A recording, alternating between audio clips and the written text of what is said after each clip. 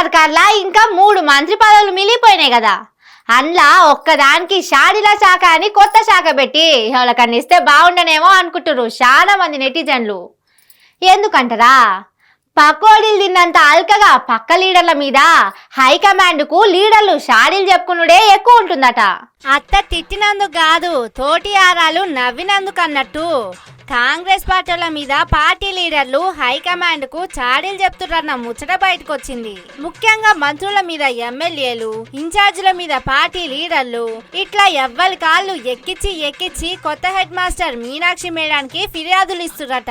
ఇక మా శాఖల్లా వేరే మంత్రుల పెత్తనం ఏంది, మేమేం పని చేయాలనో కూడా వేరే మంత్రులు ఎట్లా చెప్తారని ఒక్కరిద్దరు మంత్రుల మీద తోటి మంత్రులు గుస్సా అయ్యి ఫిర్యాదులు ఇచ్చిరట. అన్ని శాఖలకు ఆళ్లే పవర్ ఆఫ్ అటానీలుగా ఉన్నరా ఎట్లా?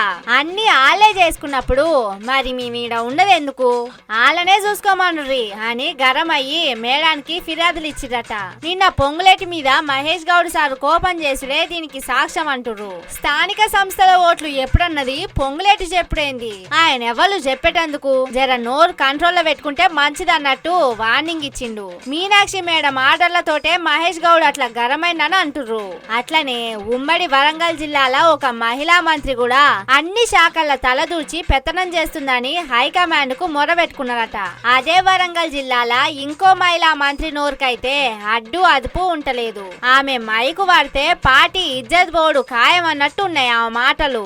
ఏ పని చక్కగా చేస్తలేదు, ఎమ్మెల్యేలను కాంతలేదని ఉమ్మడి వరంగల్ జిల్లా ఎమ్మెల్యేలు 1కి 10 ఎక్కించి చెప్పిరట. మొన్నటి నుంచి ఆమె వ్యవహారం చూసిన హైకమాండ్ కూడా స్థానిక సంస్థల ఉప ఎన్నికల తర్వాత ఆమెను పదవిలకెళ్లి తప్పించే ఎగురం కూడా చేస్తుందన్న గుసగుసలు వినబడుతున్నాయి. మరి చూడాలి ఏమైతుందో.